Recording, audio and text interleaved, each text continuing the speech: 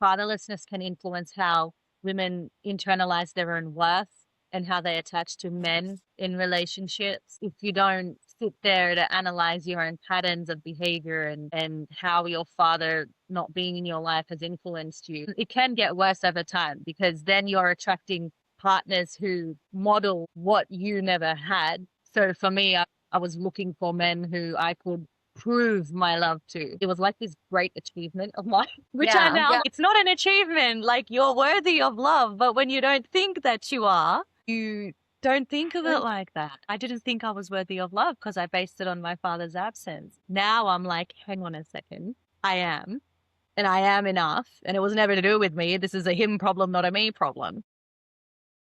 Om Namah Shivaya, Om Namah Shivaya, Om Namah Shivaya, Om Namah Shivaya, Om Namah Shivaya, Om Namah Shivaya, Om Namah Shivaya, Om Namah Shivaya, Om Namah. Good day. Welcome to Break the Cycles podcast. I am Alicia Cherie, your host. And today we have the honor of having a guest. I know I couldn't do Soulcast forever, so I'm so honored to be able to expand this podcast and bring people with different insight and expertise to the show. And today's topic, we're going to talk about something I think a lot of people go through, unfortunately, and that is fatherlessness and how growing up without a father figure can impact identity, relationships, emotional regulation, and patterns carried into adulthood. It's something that's rarely discussed in today's world, and I have the honor of bringing on Shalina, who has experience on that. Hey, soul sister. Before we dive in, make sure you followed and subscribed to this podcast so you never miss the next drop of healing energy. And I want to hear from you. Leave a comment or some feedback. Let me know what's been resonating with you and what topics you want me to cover in future episodes. Your voice helps me shape this space for our community. Also, if something in this episode speaks to your spirit, share it with a friend, a sister, or anyone who's walking their own healing journey. Because together, we're not just healing, we're evolving, expanding, and reclaiming our power. Now, let's get into today's episode. Shalina, thank you for saying yes. Thank you for being here today. I'm so honored that you're here. If you can tell the audience a little bit about yourself, give them a quick bio on your background and what you do. Thank you so much for having me. And you're right, it's a topic that we don't discuss enough. I grew up without my dad, and I now work as a counselor, and I specialize in different fields, fatherlessness being one of them, as well as domestic violence and narcissistic abuse, sexual abuse, intergenerational trauma, abortion, grief, all of my own experiences since childhood. And growing up without a dad, I would say out of all the trauma I've been through, that's sort of still been my trigger point. That's still the one that hurts even to this day. And Mhm. so I realized that we don't have enough, I guess, professionals, therapists who deal with father wounds with their own lived experience. And that's the reason why I do what I do, is so that I can at least guide people through my experience. As far as I have come is as far as I can lead. And yeah, to help make sense of it, or at least to provide that validation. And on the side, apart from counseling, I also I also sing and I write music as well to do with these types of experiences. That's beautiful. I love how people have the creativity side, right? I'm not much. Well, I do have creativity, but not in terms of talent or writing music. I can surely dance to music. I do, and I found that out through my healing journey too. Like you said, you never know what your body's calling for or what you're even interested in. And so I Yeah. think music is a beautiful thing. Oh, yeah. You can heal through art. Yeah, absolutely. Definitely won't be able to write it. I try to sing. If the volume's up, I can sing. It gets like that. So tell me, was there a moment in your life where you realized how the absence of a father figure impacted you? It was a collection of moments. And then at one point, when I hit I think I was my late 20s, I was like, I can't find it within me to forgive him. So what do? I don't know where to go with this anger and this pain. What do I do with it? I don't want to forgive him and I can't. And all this time, grow as a child and as a teenager and in my 20s, I thought to myself that in order for me to heal, I had to forgive. And then it hit me that I'm actually not going to ever be able to forgive him. I don't feel like I can. Now, what do I do? And then I started, before I went to therapy, I started doing some research on it. And I came across a video of this lady who was saying that if you can't forgive, like, you don't have to forgive to heal. And I Yeah. think that was the confirmation I needed when I watched that woman give her TED talk on it. And she was talking about how you don't have to forgive to heal. If you're angry, you can hold on to your anger, but you can do something good about it. Like, you're angry, that's fine. What are you going to do about it? And then after that, I was like, maybe I should go to therapy. Mm, That was like my turning point of maybe I should go to therapy, because I realized all through being a child and being a teenager and in my 20s, I was always seeking, protective father-like person in right. Yeah. in a friend, in a relationship, even in authority figures at my work. So I was always seeking that. That was my pattern, and always looking for that validation and attention from men. So I knew I was doing that, but I thought it was just something that I do because I don't have a dad. And then I realized I don't actually have to do that. It doesn't have to be this way. It's a reaction to my trauma, but it's not me as a human. So it was that and the TED Talk I watched, and then deciding to go to therapy. So that moment I realized, okay, all this lead up and the fact that the pain's not going, I have to do something about it. Because in my mind, I'm thinking, okay, one day it's not going to hurt anymore. One day I'm going to be okay. That one day never came. And then I'm Yeah. like, okay, maybe I need to go to therapy. So when I realized that that day hasn't come and I have to create that day, that was my shifting moment. But I was I think I was 29, or yeah, I was about 28, 29 at that point. Very late in my life. Right.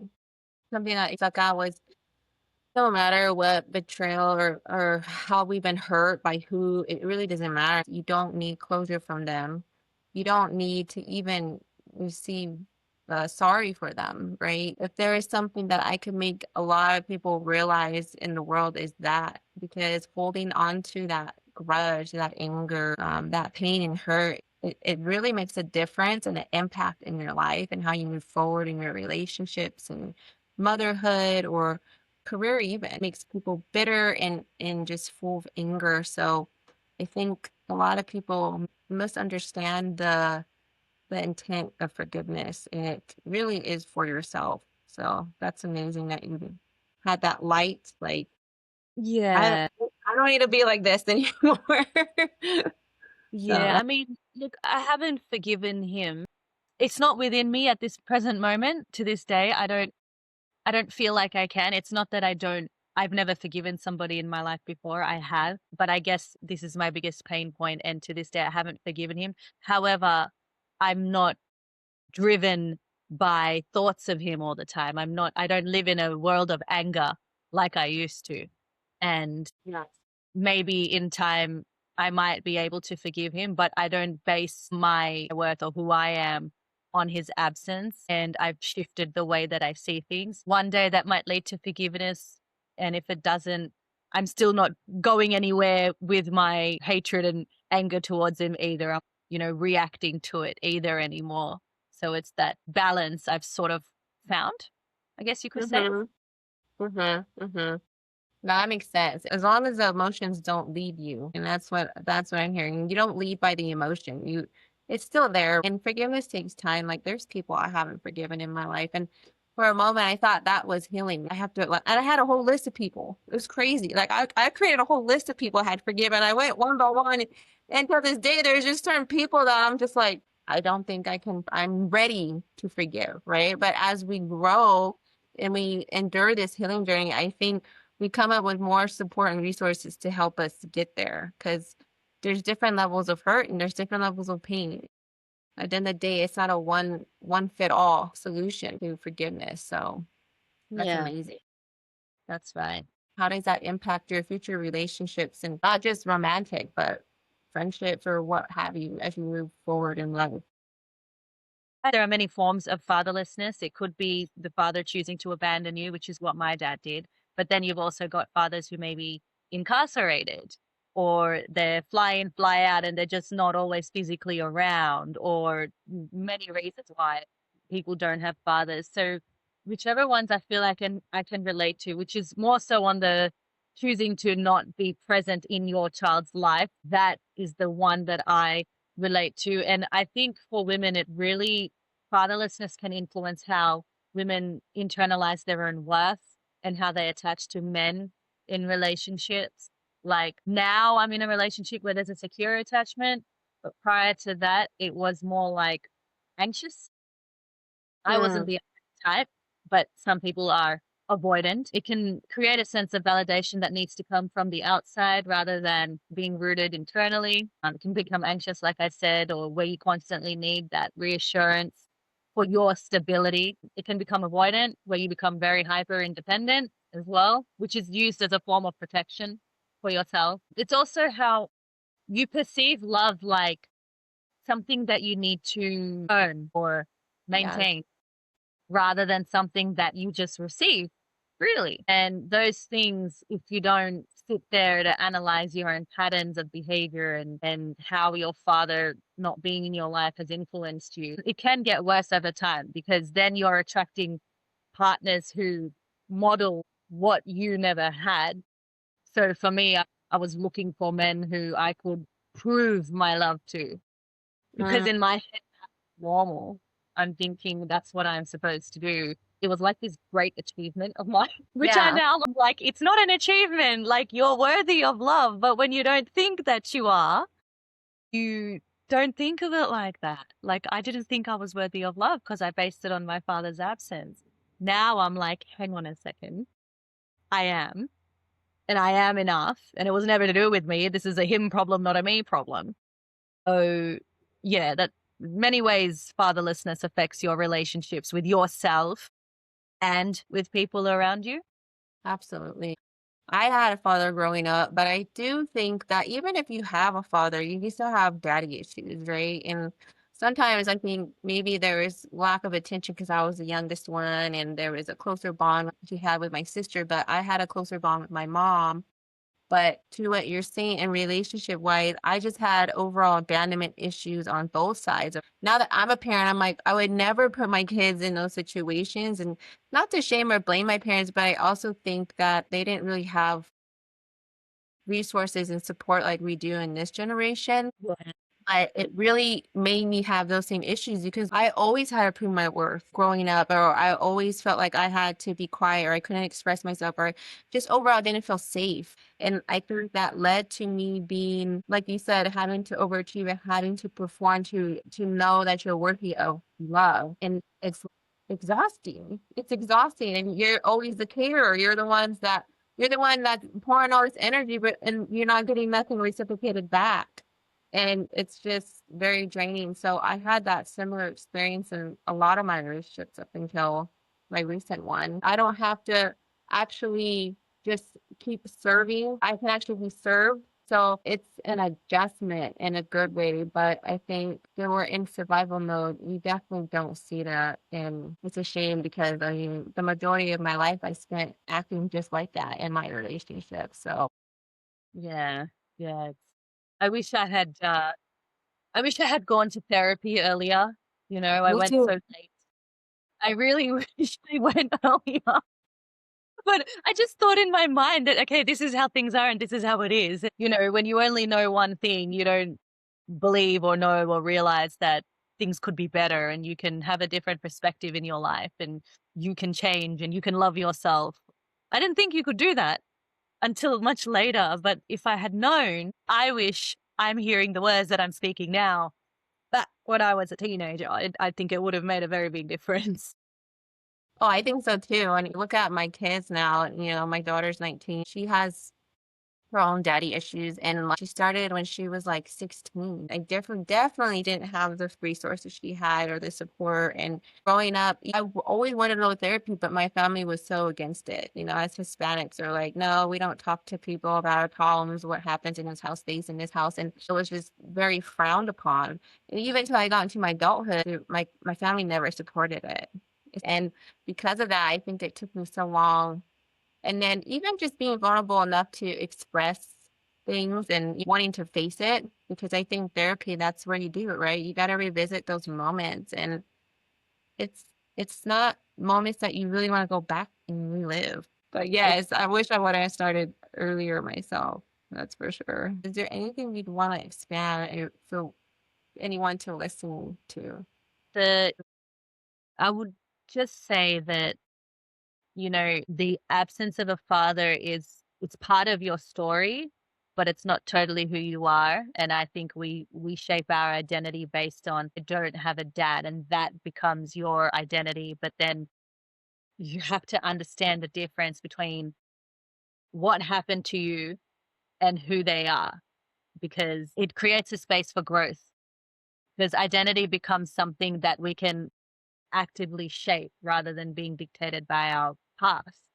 So my identity was shaped on, I don't have a dad, I'm fatherlessness. My dad never loved me. But then you start believing that, and then that carries forward in your life. So you never think anything positive about yourself because you're so far stuck in the whole, my father never loved me. But I think I've come to, I guess, accept or realize, understand, my father must have been fighting something within himself. Something was not right somewhere in his Mm, life for him to choose to do what he did, which was, marry my mum for visa, purposely get her pregnant with me, completely change overnight when I was born and he got his permanent residency.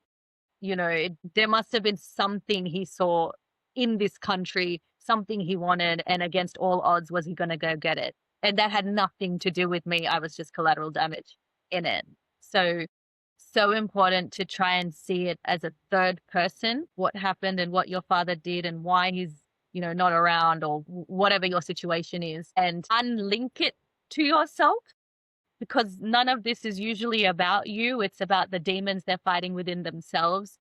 Or maybe they're not fighting any demons and they're just evil people. Maybe they really just don't give a crap. Whatever it is, this still ends up being a them problem, right. not a you problem. I wish I had understood that when I was younger. I think my mom tried to tell me, but I didn't want to hear it because it felt like she was saying that, you know, you're okay without your dad. But I realized it wasn't him I wanted. It was just a dad in general that I wanted. But I didn't Right. make that differentiation between him and the type of father I wanted. So my emphasis was more on him, the person, and hating him so much, which I still have resentment for, but it's the realization that it was a father I was looking for, not him, after based on what I know about him. And I am better off without him, the person. It's just that he took away my opportunity to have a dad in this life. And I resent him a lot for that. I don't resent him for who he is. I don't know why he is the way he is. I resent him for putting me in a position where something that I deserved, I never got. Yeah, and that's powerful because, like you said, doesn't mean this is who I am. It's not my fault. I don't have to attach why he did this to me. Yes, it is a situation. It is pain and hurt, but like you said, we don't have to stay in that space. And I think that's so important because words are powerful. Whatever the reason was that he made that decision definitely had nothing to do with you. And I just wish that a lot of women understood that, because some people or like, what did I do wrong? Is it me? And it's like, let's not go down that road. And with my daughter, she didn't really have her father in her life. And as a single mom, I could give her everything. And I did the best I could. It was really hard when I realized the only thing I can't give her is a father figure. No matter how much in my masculine energy I am, no matter what I do, go play sports with her, go do the things that dads do. Like, I could never give her that. And that broke me because I thought I had it all together. I was like, I'm a single mom. I don't need a man in my life, blah, blah, blah. But the reality is that something you can never give your child. And so I'm sure your mom probably felt the same way. And even me, we came to that realization, and it really sucks because I felt like I could give her everything, but definitely not that. Yeah, I resonate with that. I think growing up, I heard a lot of people say to me like, "Oh, but you have your mom. Like your mom is your mom and a dad." And I used to think, well, if that's the case, why do I still feel like I'm missing a dad if she could have made up for it? But she can't, and it's not her job to. It was never her job to do that. She was put like any single mother, you're put in a position where you have to do double or triple the things, triple the Yeah. work for the income. You have triple the emotions to deal with, double, triple the emotions to deal with on your own. So you have your workload doubled, tripled, quadrupled because of the lack of a partner and the lack of your child having a father. But it's also unfair to single moms to have been put in such a situation where every day, it's a battle in their mind of, am I doing enough? Am I enough? And then, like you said, coming to that realization. I think even my mom used to say that to me, like, "Oh, I'm a mom and a dad at the same time." And then as I got older, I was like, "No, you can't be. You're my mom." My daughter would do that, like Father's Day. Every Father's Day, she'd be like, "Happy Father's Day, Mom." I know deep down, like, she even knew. I just couldn't fulfill that. And I think it was her way of giving me recognition for trying. But deep down, she knew that that's just something I can't fulfill for her. No, but no single mom should ever feel guilty for that because you're still showing up as a mom. Mhm. Yeah, I know. And I did for years, and it was like a breakdown. And I was just like, no matter what I Yeah, do, it was I like a know. moment. I had a conversation with my sister, and she's like, "It's not your fault."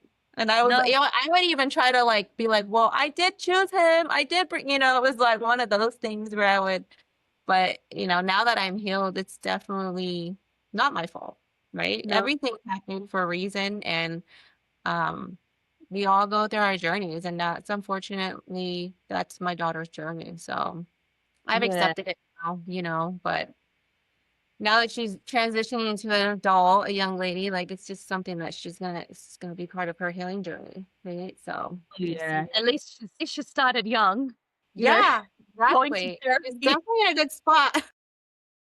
Something, yeah, like I've said a few times, I wish I had done, but maybe that was my healing journey, not to go until later in life for some reason, I guess. But I'm still in a better place now. So, I guess it did get there at some point. Yeah, it takes time, divine timing, and that's the thing It's when true. you realize that everything's for a reason. The roadblocks, the challenges, the pain, the hurt. It's Yeah. like you're able to kind of take the back seat and not have to try to brace for impact, right? You're just like, it's gonna happen. So that's part of the journey. For anyone that's listening today with any kind of father related wounds, what is one thing they can take today to begin their healing journey other than therapy and maybe counseling? I would say that begin observing your patterns without judging yourself. So notice in your relationships with whomever they may be, your friends, colleagues, partner, notice where it is, like, where do I seek validation? Where am I looking for reassurance? When am I looking for protection? And Mm, ask yourself, where is this coming from? It's just build the awareness is like one of the steps you can take. And you don't need to go to therapy for that. You don't need to read a book for that. You just try and observe yourself without judging yourself. Why am I doing this? Do I really need the reassurance and the validation and the protection at this time? Do I need it, or have I conditioned my mind into thinking that I need it? Why am I doing this? Because once you start doing that and start to notice your patterns, you can break them.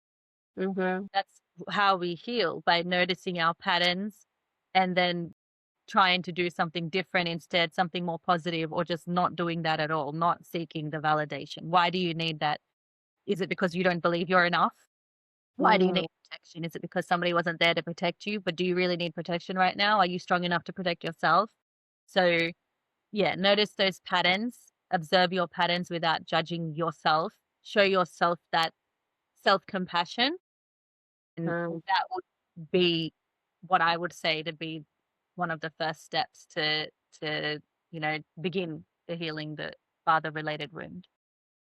Yeah, that's a big one. And in my program, I do a lot of I call it the step of rebirth, and it's really just I call it parts healing, right? We're going back to the inner child, inner teen, in some cases, like me, inner adult, right? Where we have these parts of, your first traumatic experience as a child, even as teen. As a child, I was just so sad, but as a teen, I was so angry because I had suppressed and held everything in from my childhood. And as I moved into teenager, I was just so angry. Whether it was trust or abandonment issues or rejection or whatever it was, that's definitely the first step, because those parts, as long as they're unhealed and wounded, they, they continue with us into adulthood. And they're running the show, not our highest self, not like our Yes. true authentic self. It's them running the show until we tell them, hey, your highest self's here. I'm here to protect you, because they don't believe you. They're like, no, you're not. I'm protecting you. I've been protecting you, right? Even though it might be through reaction or anger or lashing out. But the good thing is those parts have got us where we're at. Definitely express gratitude, but we have to go back and do that healing so that they know we're here as our adult self and we're not going to let them down. So that's a huge thing that you said, is an awareness is where it all starts, I believe, too. So love that's kind of how you brought it together with awareness. Yeah. I would also say growing up, I didn't know that how I was feeling was grief, because in my mind, grief is when somebody passes away. They're crossing over to the afterlife. Um, I I was angry, and I had a lot of resentment and a lot of bitterness. I can't say they're fully gone to this day. I think I still have it, but the magnitude of it has decreased. But with grief, I didn't realize I was grieving. I was grieving what I wanted my childhood to be. I was grieving not having a father figure. That was grief. I didn't know that. And my grief came out as rage and anger. Yes. And I think that when we don't label our emotions correctly, because we are not aware, I wasn't aware. I wasn't aware it was grief. I'm acting out in anger and all these other things when really it was the loss and the absence and the grief. And I didn't know I could describe it as grief because I believed grief was death. And it's not. It's just the absence of something, someone, or your childhood, things you wanted to happen that did not. So in my case, it was this. If we learn to uh, name our emotions correctly, we can then deal with our emotions correctly and heal from it. Something that helped me was the wheel of emotion. And I didn't know Mm. there were so many emotions. You know what I'm talking about? The wheel of Yeah. emotions, your Yeah. primary, secondary, and tertiary emotions. Yeah, I didn't know that existed. And I didn't Dude. know that there was I think I read somewhere some like 34,000 emotions that humans can go through. But the wheel of emotion doesn't obviously label the 34,000 emotions, but it can really help you narrow down how you're feeling. Are you feeling let down and betrayed, or are you feeling angry? Are you feeling, how are you actually feeling? So that's a great tool I found to help me in trying to decide how I feel and help my clients as well break down how they're feeling. So once again, I wish that I had that growing up too, but I didn't. Telling you, yeah. No, that thing is an amazing tool. And I never experienced people dying or transitioning over. My first experience was my mother, which was like my early 30s. And what I didn't realize either, because 3 weeks later I separated from my 10-year marriage. So I was literally grieving the dead and the living. And I was like, wait a minute, like it's not just the dead, it's the living too. And to do that simultaneously was, oof, it was a lot. But yeah, and I don't know what's worse, to be honest. Sometimes the living, right? Because it's like they're here, but I don't know. Like, it's like the And dead, they're gone. But it's definitely a hard pill to swallow either way. Grief shows up in many forms, and it's it's definitely scary. All the cycles that come with that. yeah, it is. It is. It's hard labeling your emotions when you're not taught these things as when you're young. You're just taught the Mhm. primary, angry, happy, sad. That's it. Like, you're not really taught anything deeper. So if you're not taught to go deep, how do you know to do that? When do you do that? How do you even Exactly. learn that? Like, how? It's at what point, Some people are Yeah. inclined to learning, but some people are not. Yeah, that's true. I mean, they're not going to teach it in school, right? So it's one of those things like you just learn once it happens to you, or, once you have to navigate through it is when you really learn. Yeah, and if you go to therapy, I wish more people would go to therapy. Me too. I think it's more common these days. It's definitely a game changer. That's for sure. Absolutely. So we talked about how someone can break cycles so it doesn't impact the way the way they parent their own children. Did you want to expand anything on that? I would say you have to do the inner work, like you were saying, and understand your triggers, understand your unmet needs, your patterns, become aware, Mm-hmm. like, what did I not receive? And can I consciously choose to provide something different? What can I do that's different from what I received? Because Mm-hmm. I don't think that breaking the cycle is about being perfect. It's more about being aware and intentional in everything that you're doing. So I think healing is a revolutionary act of self-love. It's the most Yes. powerful way that you can protect yourself, the next generation, your family, people around you. When you heal, you're actually healing more than yourself. But it begins with you when you have that awareness, healing, self-love, self-empowerment, it all goes together. It might sound cheesy and cliche, but it's the truth. That's the way forward. Yes. And so that you don't afflict pain and trauma on your child. I think a lot of children, when they become adults, they end up in therapy because of parents who should have gone to therapy. So don't be that parent. Yes, that is so true. I tell my clients, trauma starts before us. It starts the moment we're in our mother's womb. Like it's literally ancestral trauma, and you carry that into the world. Then you have your own trauma from your wounded parents, and then it just keeps building, building on. But as a cycle breaker, you're breaking those generational patterns from your past generations and forward generations. And I think people don't really understand that, how powerful it is. And the being the cycle breaker, it's not for everyone, that's for sure. It's definitely not for the weak. And it gets lonely. It really does. As you practice discernment and you enforce boundaries and you start actually living in alignment. And I think that's why a lot of people kind of get stuck. They're just like, oh, I don't know. It's very uncomfortable, right? But I think what a lot of people need to hear and know is that you have to stay in the unfamiliar, in the uncomfortable space long enough to make it comfortable and make it your norm, right? So I just wish I could just like tap that in everyone's head. Just like, I know. And don't you're insert it to everyone, like just feel this. I'm telling you, it's just like once you're there, you're there. There's no going back. There's no going back, right? And I think it becomes lonely because sometimes people are not able to accept the new version of you because you were this different version for so long and they're so used to holding on to you as that. And when you heal, you become a better person. So there might be things that you don't do anymore. You may not do drugs or drink or smoke, or you may not engage in certain behaviors that you did. Your boundaries are so high, you're not going to tolerate the crap you might at one point used to do.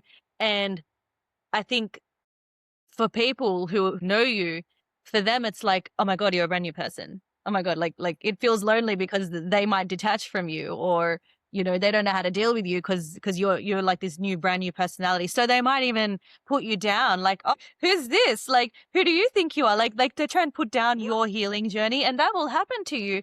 That doesn't mean you're doing anything wrong. That just means that people can see your healing. Yeah, and that's why people would tell me, "Oh, you're so boring now. You don't smoke, you don't drink, you don't even curse. Like you're so boring." And even my own family tells me that, and I'm just like, in my head, I'm thinking like, "You're so unhealed." That's what I'm thinking. Yeah.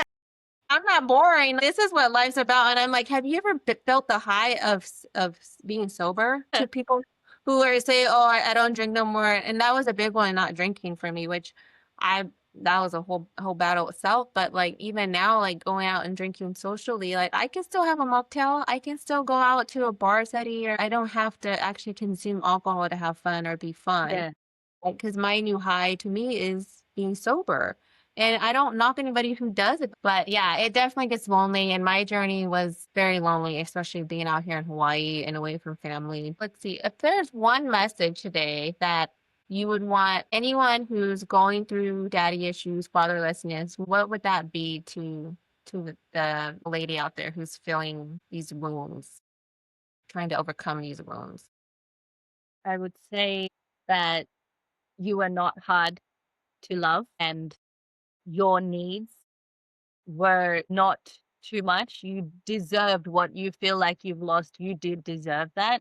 You were just not met in a way that you deserved, but that it doesn't define your worth and it doesn't limit your ability to experience a life or relationships, friendships that are healthy and fulfilling of love. You deserve that and it doesn't stop you. Not having a dad does not stop you from living your best life.